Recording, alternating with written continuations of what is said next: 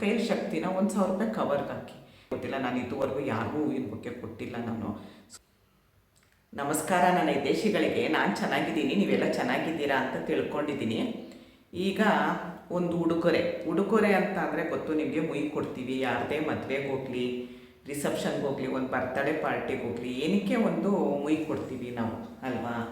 ಆ ಮುಯಿನ ಯಾವ ರೀತಿ ಕೊಡ್ತಾ ಇದ್ದೀವಿ ನಾವು ಅಂತ ಅಂದರೆ, ಅವ್ರಿಗೆ ಉಪಯೋಗಕ್ಕೆ ಬರುತ್ತಾ ಇಲ್ವಾ ಅಂತ ನಾವು ನೋಡ್ತಾ ಇಲ್ಲ. ನಮಗೇನು ಅನುಕೂಲ ಅದನ್ನು ಕೊಡ್ತಾ ಇದ್ದೀವಿ. ಆ ಥರ ಮಾಡಬಾರ್ದು. ನಾನು ಹೇಳ್ತೀನಿ ನೋಡಿ, ಇವಾಗ ಒಂದು ಮಗುದು ಬರ್ತಡೇಗೆ ಹೋಗ್ತೀವಿ. ಆ ಮಗುಗೆ ಬರ್ತಡೇಗೆ ಹೋದಾಗ ಒಂದು ಆಟ ಸಾಮಾನು ಏನಾದರೂ ಕೊಟ್ಟಾಗ ಆ ಮಗುಗೆ ಏನಾಗುತ್ತೆ, ತುಂಬ ಖುಷಿ ಆಗುತ್ತೆ. ಬಟ್ಟೆ ಕೊಡ್ತೀವಿ, ಬಟ್ಟೆ ಕೊಟ್ಟಾಗ ಏನಾಗುತ್ತೆ, ನನಗನ್ಸೋ ಪ್ರಕಾರ ಬಟ್ಟೆ ಕೊಡಬಾರ್ದು. ಆ ಮಕ್ಳಿಗೆ ನಾನು ತುಂಬ ಜನದ್ದು ನೋಡಿದ್ದೀನಿ ನಾನು. ಆ ಬಟ್ಟೆ ಅವ್ರು ಹಾಕ್ಕೊಳ್ಳಲ್ಲ. ನಮಗೆ ತಕ್ಕನಾಗಿ ಒಂದು 200 ರೂಪಾಯಿನೋ 500 ರೂಪಾಯಿದೋ ಬಟ್ಟೆ ಕೊಡ್ತೀವಿ. ಅವ್ರದ್ದು ಲೆವೆಲ್ ಸ್ವಲ್ಪ ಹೀಗಿರುತ್ತೆ, ನಮ್ಮ ಲೆವೆಲ್ ಹೀಗಿರುತ್ತೆ ಅಲ್ವಾ. ನಮ್ಮ ಲೆವೆಲಿಗೆ ತಕ್ಕನಾಗಿ ನಾವು ಬಟ್ಟೆ ಕೊಟ್ಟಿರ್ತೀವಿ, ಅವ್ರ ಲೆವೆಲಿಗೆ ತಕ್ಕನಾಗಿ ಅವ್ರ ಬಟ್ಟೆ ಹಾಕಲ್ಲ. ಅದನ್ನು ಯಾರಿಗೋ ಕೊಡ್ತಾರೆ, ಇಲ್ಲ ಹಾಕಲ್ಲ, ಏನೋ ಮಾಡ್ತಾರೆ. ಹಾಗಾಗಿ ಬಟ್ಟೆ ಕೊಡೋದು ವೇಸ್ಟು ಅಂತ ನಾನು ಅಂದ್ಕೊಳ್ತೀನಿ. ಯಾಕಂದರೆ ನಾವು ಕೊಡೋ ಬಟ್ಟೆನ ಅವ್ರು ಯೂಸ್ ಮಾಡಲ್ಲ ಅಂತ ಅಂದಮೇಲೆ ಬಟ್ಟೆ ಕೊಡೋದು ವೇಸ್ಟು ಅಂತ ನನ್ನ ಅನಿಸಿಕೆ ಪ್ರಕಾರ ಬೇಡ ಅಂತ ಹೇಳಿ, ಅದ್ರ ಬದಲು ನೀವು 500 ರೂಪಾಯಿನೇ ಕವರ್ಗೆ ಹಾಕಿ ಮುಯಿ ಥರ ಕೊಟ್ಬಿಡಿ. ಅವಾಗ ಅವ್ರಿಗೊಂದು ಏನೋ ಅನುಕೂಲ ಆಗುತ್ತೆ. ಅವರು ಅಯ್ಯೋ ನಾವು ಕೊಡೋದು 500 ರೂಪಾಯಿ, ಅವ್ರಿಗೆ ಯಾವ ಲೆಕ್ಕ ಅದೆಲ್ಲ ಬೇಡ. ನಮ್ಮ ಲೆವೆಲ್ ನಮಗೆ, ಅವ್ರು ಯಾರು ಏನಾದರೂ ಅಂದ್ಕೊಳ್ಳಿ, ಅವ್ರ ಲೆವೆಲಿಗೆ ತಕ್ಕನಾಗಿ ನಾವು ಮಾಡೋಕ್ಕಾಗಲ್ಲ ಅಲ್ವಾ. ಅವ್ರ ಲೆವೆಲು ಅಂತ ನಾವು 2,000 5,000 ಕೊಡೋಕ್ಕಾಗುತ್ತಾ? ನಮ್ಮ ಕೈ ಶಕ್ತಿ ಆ ಥರ ಇಲ್ಲ. ಅವಾಗೆಲ್ಲ ಚಿನ್ನ ಬೆಳ್ಳಿ ಎಲ್ಲ ಕೊಡ್ತಾಯಿದ್ರು. ಇವಾಗ ಚಿನ್ನ ಬೆಳ್ಳಿ ನಮಗೆ ತೊಗೊಳಕ್ಕಾಗಲ್ಲ, ಅಷ್ಟು ರೇಟ್ ಆಗಿದೆ. ಅಂಥದ್ರಲ್ಲಿ ನಾವು ಅದನ್ನು ಬೇರೆಯವ್ರಿಗೆ ಮುಯಿ ಕೊಡೋಕ್ಕೆ ಸಾಧ್ಯನ? ಮೊದಲೆಲ್ಲ ಅರ್ಶಿನದ ಕುಂಕುಮ, ಬಟ್ಲು, ದೀಪ, ಅದು ಇದು ಎಲ್ಲ ಬರೀ ಬೆಳ್ಳಿ ಅಂತಲೇ ಕೊಡ್ತಿದ್ರು. ಇವಾಗ ಬೆಳ್ಳಿ ಚಿನ್ನ ಕೊಡೋರೆಲ್ಲ ದೊಡ್ಡ ದೊಡ್ಡ ಜನ ಆಗೋಗಿದ್ದಾರೆ. ಸಣ್ಣ ಸಣ್ಣ ನಮ್ಮಂಥ ಜನರಿಗೆ ಅದೆಲ್ಲ ಕೊಡೋಕ್ಕೆ ಸಾಧ್ಯ ಇಲ್ಲ. ಆಮೇಲೆ ಮದುವೆಗೂ ಅಷ್ಟೇ ಏನು ಮಾಡ್ತಾರೆ, ಒಂದು ಹೂವಿನ ಬೊಕ್ಕೆ ಕೊಟ್ಬಿಡ್ತಾರೆ, ಇಲ್ಲ ಒಂದು ಸೀರೆನೋ ಏನೋ. ಆ ಸೀರೆ ಅವ್ರು ಉಡಲ್ಲ. ನೀವು ಒಂದು 1,000 ರೂಪಾಯಿ ಕಡಿಮೆ ಯಾವ ಸೀರೆನೂ ಸಿಗಲ್ಲ. 1,000 ರೂಪಾಯಿ ಸೀರೆ ತೊಗೊಳ್ತೀರಾ, ಅದಕ್ಕೆ ಹಣ್ಣು ಅದು ಇದು ಅಂತೇಳಿ ಕೊಡ್ತೀರಾ. ಅವಾಗೇನಾಗುತ್ತೆ, ಅವ್ರು ಅದು ಉಡಲ್ಲ, ಏನಿಲ್ಲ. ನಿಮ್ಗೆ ಅನಿಸ್ತಾ ಇರುತ್ತೆ, ನಾನು ಸೀರೆ ಇವಳು ಉಟ್ಟೇ ಇಲ್ವಲ್ಲ, ನಾನು ನೋಡೇ ಇಲ್ವಲ್ಲ. ಅವ್ರು ಉಡೋದೇ ಇಲ್ಲ, ನಿಮಗೆ ನೋಡೋದೆಲ್ಲಿಂದ ಅಲ್ವಾ. ಹಾಗಾಗಿ ಬೇಡ. ನಿಮ್ಮ ಕೈಯಲ್ಲಿ ಶಕ್ತಿನ 1,000 ರೂಪಾಯಿ ಕವರ್ಗೆ ಹಾಕ್ಬಿಟ್ಟು ಕೊಟ್ಟರೆ, ಪಾಪ ಆ ಮದುವೆ ಮಾಡಿರೋರಪ್ಪ, ವಧುವಿನಪ್ಪ, ಅವರೆಷ್ಟೋ ಸಾಲ ಮಾಡ್ಕೊಂಡು ಮದುವೆ ಮಾಡಿರ್ತಾರೆ. 10 ಜನ ಈ 1,000 ರೂಪಾಯಿ ಕೊಟ್ಟರೆ 10,000 ರೂಪಾಯಿ ಆಯಿತು. ಆ ತಂದೆಗೆ ಒಂದೇನೋ ಒಂದು ಹೆಲ್ಪ್ ಆದಂಗೆ ಆಗುತ್ತೆ ಅಲ್ವಾ ನಾವು ಮಾಡೋದು. ನಾವು ರೇಷ್ಮೆ ಸೀರೆ ಕೊಟ್ಟರೆ ಅವ್ರು ಉಡ್ತಾರೆ, ಹೌದು. ರೇಷ್ಮೆ ಸೀರೆ ಕೊಡೋಷ್ಟು ಶಕ್ತಿ ನಮಗಿಲ್ಲ. ಶಕ್ತಿ ಇರೋರು ಕೊಡಿ, ಆದರೆ ಶಕ್ತಿ ಇಲ್ಲದೆ ಇರೋರು 1,000 ರೂಪಾಯಿ, ನೀವು 500 ರೂಪಾಯಿ ಕೊಡಬೇಕಾ, 500 ರೂಪಾಯಿನೇ ಮುಯಿಗೆ ಹಾಕಿ. 100 ರೂಪಾಯಿ ಕೊಡಬೇಕಾ, 100 ರೂಪಾಯಿನೇ ಕವರ್ಗೆ ಹಾಕಿ. ದುಡ್ಡು ಕೊಟ್ಟರೆ ಅವ್ರಿಗೊಂದು ಏನಕ್ಕೋ ಒಂದು ಉಪಯೋಗಕ್ಕಾಗುತ್ತೆ. ಹೂವಿನ ಬೊಕ್ಕೆ, ನನ್ನ ಮಗಳು ಮದುವೆಯಲ್ಲಿ ಒಂದು ಹೂವಿನ ಬೊಕ್ಕೆ ಬಂತು, ಏನಿಲ್ಲ ಅಂದರೆ ಒಂದು 20 ಹೂವಿನ ಬೊಕ್ಕೆ ಬಂತು. ಏನದು, ನಾವು ಮನೆಗೆ ವಾಪಸ್ ತರೋದು ಇಲ್ಲ, ಛತ್ರದಲ್ಲೇ ಬಿಸಾಕ್ಬಿಟ್ಟು ಬರ್ತೀವಿ. ಮನೆಗೆ ತಂದ್ರೂ ಅಲ್ಲಿ ಇಲ್ಲಿ ನಮ್ಮ ಮನೆ ಇರೋದೇ ಇಷ್ಟು ಪುಟ್ಟದಾಗಿ, ಅಲ್ಲಿ ಇಲ್ಲಿ ಶೋಗೆ ಇಟ್ಬಿಟ್ಟು ಬಿಸಾಕಬೇಕು. ನಾನು ತರಲೇ ಇಲ್ಲ, ಎಲ್ಲ ಛತ್ರದಲ್ಲೇ ಬಿಸಾಕ್ಬಿಟ್ಟು ಬಂತು. ಏನಕ್ಕೆ ವೇಸ್ಟು.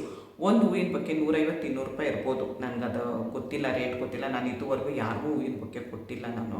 ಸುಮ್ಮನೆ ವೇಸ್ಟು. ಶೋಗೆ ತಂದು ಹಿಂಗೆ ಕೊಟ್ಬಿಟ್ಟು ಫೋಟೋ ಇಡ್ಸ್ಕೊಳ್ಳೋಕೆ ಸ್ಟೈಲಾಗಿ ನಿಂತ್ಕೊಳ್ತಾರೆ. ಅದರಿಂದ ಒಬ್ರಿಗೆ ಉಪಯೋಗ ಆಗುತ್ತಾ ನಾನು ಕೊಟ್ಟಿರೋದು ಅಂತ ಯೋಚನೆ ಮಾಡಬೇಕು. ಮದುವೆಲಿ ಆ ಥರ ಆಯಿತು.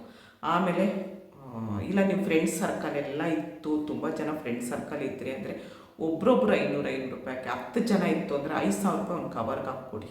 ಇಲ್ವಾ, ಅವ್ರಿಗೇನೋ ಅಮೆಝಾನ್ ಅದು ಇದು ಗಿಫ್ಟ್ ವೋಚರ್ ಅಂತ ಏನೋ ಕೊಡ್ತಾರೆ. ಈಗ ನನಗೆ ಅದ್ರ ಗೊತ್ತಿಲ್ಲ, ನನ್ನ ಮಗಳು ಹೇಳ್ತಿರ್ತಾಳೆ ಏನೋ ಗಿಫ್ಟ್ ವೋಚರ್ ಕೊಟ್ಬಿಡೋಣಮ್ಮ ಅಂತ ಅಂತಾಳೆ. ಅದೇನೋ ಅದ್ರದ್ದು ನೋಡ್ಕೊಂಡು ಅದಾದರೂ ಕೊಡಿ. ಅವ್ರಿಗೊಂದು ಮನೆಗೇನಾದರೂ ಒಂದು ಐಟಮ್ ಆದರೂ ತೊಗೊಳ್ತಾರೆ. 5,000 10,000 ರೂಪಾಯಿ. ನೀವು ಏನು 10 ಜನ 20 ಜನ ಏನು ಅಮೌಂಟ್ ಹಾಕ್ತಿರೋ ಅದನ್ನೆಲ್ಲ ಸೇರಿಸ್ಬಿಟ್ಟು ಒಂದು ಅಮೌಂಟ್ ಅಂತ ಕೊಡಿ. ಒಬ್ರೊಬ್ಬರೇ ಒಂದೊಂದು ಅಮೌಂಟ್ ಕೊಡೋದಕ್ಕಿಂತ ಗ್ರೂಪ್ ಅಂತ ಮಾಡ್ಕೊಳ್ಳಿ, ಫ್ರೆಂಡ್ಸ್ ಸರ್ಕಲ್ ಇದ್ದರೆ ನಾನು ಹೇಳೋದು. ಆಮೇಲೆ ಮನೆ ಗೃಹ ಪ್ರವೇಶಕ್ಕೆ ಏನು ಮಾಡ್ತೀರಾ, ನಿಮ್ಗೆ ಇಷ್ಟ ಬಂದಿರೋ ಒಂದು ವಾಲ್ ಕ್ಲಾಕು, ಹೇಳ್ತೀನಿ, ಕೈ ಮುಗಿದು ಹೇಳ್ತೀನಿ, ಗಡಿಯಾರ ಯಾರಿಗೂ ಕೊಡಬೇಡಿ.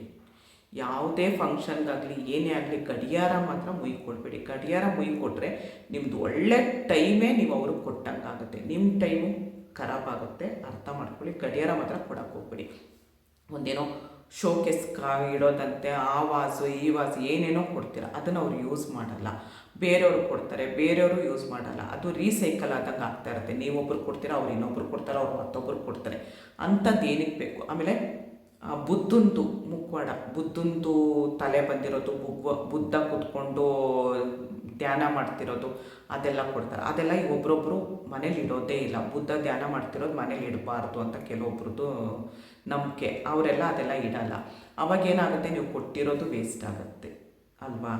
ಅದಕ್ಕೆ ನಾನು ಹೇಳೋದು, ನೀವು ಏನು ಕೊಡಬೇಕು ಅಂತಿದ್ದೀರಾ ಆ ದುಡ್ಡನ್ನೇ 500 ರೂಪಾಯಿ ನೀವು ಅಂದ್ಕೊಳ್ಬೋದು, ನಾವು ಕೊಡೋ 500 ರೂಪಾಯಿ ಅವ್ರ ಮುಖ ಒಂಥರ ಮಾಡ್ತಾರೆ ಅಂತ ಅಂದ್ಕೊಳ್ಬೋದು. ಅವ್ರು ಏನಾದರೂ ಮಾಡ್ಕೊಳ್ಳಿ, ಮುಖ ಒಂಥರ ಆದರೂ ಮಾಡ್ಕೊಳ್ಳಿ, ಇನ್ನೊಂದೊಂಥರ ಆದರೂ ಮಾಡ್ಕೊಳ್ಳಿ. ನಮ್ಗೆ ಏನು ಅನಿಸುತ್ತೆ, ನಮ್ಮ ಕೈಯಲ್ಲಿ ಇದ್ದಿದ್ದು ನಮ್ಮ ಕೈಯಿಂದ ಅವ್ರಿಗೊಂದು ಹೆಲ್ಪ್ ಆಗಬೇಕು. ನಾವು 100 ಕೊಡಲಿ, 10 ರೂಪಾಯಿನೇ ಕೊಡಲಿ, 1 ರೂಪಾಯಿನೇ ಕೊಡಲಿ, ಅದು ಅವ್ರಿಗೆ ಹೆಲ್ಪ್ ಆಗುತ್ತಾ ನಾವು ಕೊಡ್ತಿರೋದು ಅನ್ನೋದು ಯೋಚನೆ ಮಾಡ್ಕೊಂಡು ಕೊಡಿ. ಏನೋ ಒಂದು ಕೊಡಿಸಿದ್ರೆ ಏನೋ ಒಂದು ಕೊಡಬೇಕಲ್ಲ ಅಂತ ಕೊಡಬೇಡಿ. ದಯವಿಟ್ಟು ಯಾರಿಗೂ ಆ ಥರ ಮಾಡಬೇಡಿ. ಅವ್ರಿಗಿಂದ ಒಂದು ಏನಾದರೂ ಉಪಯೋಗ ಆಗಬೇಕು. ಇವಾಗ ಗೃಹಪ್ರವೇಶಕ್ಕೆ ಎಷ್ಟೋ ಖರ್ಚು ಮಾಡ್ಕೊಂಡಿರ್ತಾರೆ. ನಾವು ಒಂದು 500,000 ಕೊಡೋದು ಅವ್ರಿಗೊಂದು ಏನೋ ಆ ಥರದ್ದವರೇ ಎಲ್ಲರೂ ಮಾಡೋಕ್ಕೆ ಶುರು ಮಾಡ್ತು ಅಂದರೆ ಅದೇ ಒಂದು ಅಮೌಂಟ್ ಆಗುತ್ತೆ ಅಲ್ವಾ? ಅವ್ರಿಗೇನು ಇಷ್ಟ ಬೇಕೋ. ಇವಾಗ ಅವರು ಚೆನ್ನಾಗಿ ಮನೆ ಕಟ್ಸಿರ್ತಾರೆ. ಇವಾಗ ಇದು ನೋಡಿ, ಇದೆಷ್ಟು ಚೆನ್ನಾಗಿದೆ ಮನೆ ಕಟ್ಸಿರೋದು. ಇವಾಗ ನೀವೇನೋ ಒಂದು ಕೊಟ್ರಿ ಅಂತ ಅವ್ರು ಮೊಳೆ ಓಡಿಸ್ತಾರ? ಹೊಸ ಮನೆಗೆ ಯಾರೂ ಮೊಳೆ ಓಡಿಸಲ್ಲ. ಅಲ್ಲಿ ಮೊಳೆ ಓಡಿಸಿ ಹಾಕ್ತಾರ? ಖಂಡಿತ ಹಾಕಲ್ಲ. ನೀವು ಇನ್ನೊಂದ್ಸರಿ ಅವ್ರ ಮನೆಗೆ ಹೋಗ್ತೀರಾ, ನಿಮ್ಗೇನು ಮನಸ್ಸು, ನಾನು 500 ರೂಪಾಯಿದೋ 1000 ರೂಪಾಯಿದೋ 2000 ರೂಪಾಯಿದೋ ಒಂದು ಗಿಫ್ಟ್ ಕೊಟ್ಟೆ ಇವಳಿಗೆ, ಇವಳೆಲ್ಲೂ ಮನೆಯಲ್ಲೇ ಹಾಕಿಲ್ಲ ಅಂತ ಇಡೀ ಮನೆ ಹುಡ್ಕಾಡ್ತೀರಾ ನೀವು. ಇಡೀ ಮನೆ ಹುಡ್ಕಾಡ್ಬಿಟ್ಟು ಮನೆಗೆ ಬಂದು ಜಗಳ ಆಡ್ತೀರ. ನಿಮ್ಮ ಮನೆಗೆ ಬಂದು ನಾನು ಅಷ್ಟು ಚೆನ್ನಾಗಿರೋದು ಗಿಫ್ಟ್ ಕೊಟ್ಟೆ, ಅವಳು ಮನೇಲೆಲ್ಲೂ ಹಾಕಿಲ್ಲ ಅಂತಾಳೆ. ನೀವು ಕೊಟ್ಟಿರೋದು ಅವ್ರು ಹಾಕಲ್ಲ. ಅವ್ರಿಗೇನೋ ಐಡಿಯಾ ಇರುತ್ತೆ, ನಾನು ಆ ಥರ ಮನೆ ಕಟ್ಸಿದ್ದೀನಿ, ನಾನು ಈ ಥರ ಮನೆ ಕಟ್ಸಿದ್ದೀನಿ, ಅಲ್ಲಿ ಈ ಥರದ್ದೇ ಗಡಿಯಾರ ಬರಬೇಕು, ಇಲ್ಲಿ ಈ ಥರದ್ದೇ ಫೋಟೋ ಬರಬೇಕು, ಈ ಗೋಡೆಗೆ ಇದೇ ಕಲರ್ ಆಗಬೇಕು ಅಂತ ಅವ್ರದ್ದೇನೋ ಐಡಿಯಾ ಇರುತ್ತೆ. ಲಕ್ಷಾಂತರ ರೂಪಾಯಿ, ಕೋಟಿಗಟ್ಟಲೆ ಹಾಕ್ಬಿಟ್ಟು ಮನೆ ಕಟ್ಸಿರ್ತಾರೆ. ನೀವು ಕೂಡ 500,000 ರೂಪಾಯಿದ್ದು ಏನೋ ಗೋಡೆಗೆ ಹಾಕೋದನ್ನ ಅವ್ರು ಹಾಕಲ್ಲ. ಆ ಥರ ಮಾಡಬೇಡಿ. ಅಮೌಂಟ್ ಕೊಟ್ಬಿಡಿ. ನಾನು ಹೇಳೋದು ಅದಾಯಿತು, ಗೃಹಪ್ರವೇಶದಾಯಿತು. ಸೀಮಂತಕ್ಕೂ ಅಷ್ಟೇ. ಸೀಮಂತಕ್ಕೆ ಏನು ಮಾಡ್ತೀರಾ, ಮನೇಲಿ ಇದ್ದಿದ್ದು ಯಾವುದೋ ಒಂದು ಸೀರೆ. ನನಗೆ ತುಂಬ ಜನ ನಮ್ಮದು ಹಂಗಾಗಿದೆ. ತುಂಬ ಜನ ಏನು ಮಾಡ್ತೀರಾ, ಮನೇಲಿ ಇದ್ದಿದ್ದು ಯಾವುದೋ ಒಂದು ಸೀರೆ ಅಂತ ಹೇಳಿ ಕವರ್ ಮಾಡಿ ಅದಕ್ಕೊಂದು 2 ಹಣ್ಣು ಇಟ್ಬಿಟ್ಟು ತೊಗೊಂಡು ಕೊಡ್ತೀರಾ. ಆ ಸೀರೆ ಅವ್ರು ಉಡ್ತಾರ? ನಾವೇನೋ ಉಡ್ತೀವಿ ಅಂದರೆ ಅವ್ರು ಉಡ್ತಾರ? ದಯವಿಟ್ಟು ಆ ಥರ ಕೊಡಬೇಡಿ. ಅವ್ರು ಉಡಲ್ಲ. ಅವರು ಬೇರೆಯವ್ರಿಗೆ ಕೊಡ್ತಾರೆ. ಬೇರೆಯವ್ರಿಗೆ ಉಟ್ಕೊಂಡಾಗ ನಿಮಗೆ ಗೊತ್ತಾಗುತ್ತೆ. ಅವ್ರ ಮನೆ ಕೆಲಸದೊಳಗೋ ಯಾರಿಗೋ ಕೊಟ್ಟರು ಆ ಸೀರೆನ, ಅದನ್ನು ನೀವು ನೋಡ್ತೀರಾ ಹೋದಾಗ. ನಾನು ಕೊಟ್ಟಿದ್ದಲ್ವ ಸೀರೆ ಇದು, ಇವಳು ಕೊಟ್ಬಿಟ್ಟಿದ್ದಾಳೆ, ನೋಡು ಎಷ್ಟು ಕೊಬ್ಬಿರಬೇಕು ಅಂತ ನೀವು ಬೇಜಾರು ಮಾಡ್ಕೊತೀರ. ಮನಸ್ತಾಪ ಆಗುತ್ತೆ. ಬೇಡ, ಅಮೌಂಟ್ ಕೊಟ್ಬಿಡಿ. ಸೀಮಂತದಾಗಲಿ ಗೃಹಪ್ರವೇಶದಾಗಲಿ ಈ ಥರ ಮಾಡ್ತು ಅಂದರೆ ಅವ್ರಿಗೊಂದೇನೋ ಉಪಯೋಗಕ್ಕೆ ಬರುತ್ತೆ. ನೀವು ಕೊಡೋದೆಲ್ಲ ಅವ್ರು ಏನೂ ಯೂಸ್ ಮಾಡಲ್ಲ, ಯಾರೂ ಯೂಸ್ ಮಾಡಲ್ಲ ಆ ಥರ. ಹಂಗಾಗಿ ನನಗೆ ಇದೊಂದು ಯಾಕೋ ತುಂಬ ದಿವಸದಿಂದ ಹೇಳ್ಬೇಕು ಅಂತ ಅನಿಸ್ತಿತ್ತು. ನಾನು ಹೇಳಿದ್ದು ಸರಿನಾ ತಪ್ಪಾ ನನಗೆ ಕಮೆಂಟಲ್ಲಿ ಹೇಳಿ ಆಯಿತಾ? ನಾನು ಹೇಳಿದ್ದು ಸರಿ ಅನಿಸಿದ್ರೆ ಕಮೆಂಟಲ್ಲಿ ಹೌದು ನೀವು ಹೇಳಿದ್ದು ಸರಿ ಅಂತ ನನಗೆ ಕಮೆಂಟ್ ಮಾಡಿ. ನನಗೆ ತಿಳಿದಂಗೆ ನನಗೆ ಅನಿಸಿದ ಪ್ರಕಾರ ನಾನು ಹೇಳ್ತಾ ಇದ್ದೀನಿ. ಯಾರಿಗಾದರೂ ಸರಿ ಅನಿಸಿಲ್ಲ ಅಂದರೆ ದಯವಿಟ್ಟು ನೆಗೆಟಿವಾಗಿ ಕಮೆಂಟ್ ಮಾಡಬೇಡಿ. ಖುಷಿ, ಹೌದು ನೀವು ಹೇಳಿದ್ದು ಸರಿ ಅನಿಸಿದ್ರೆ ಕಮೆಂಟ್ ಮಾಡಿ, ಒಳ್ಳೆಯ ರೀತಿಯಲ್ಲಿ ಕಮೆಂಟ್ ಮಾಡಿ. ಇಷ್ಟೊತ್ತು ಈ ವಿಡಿಯೋ ನೋಡಿದ್ದಕ್ಕೆ ತುಂಬ ಧನ್ಯವಾದಗಳು. Thank you. ಜೈ ಶ್ರೀರಾಮ್.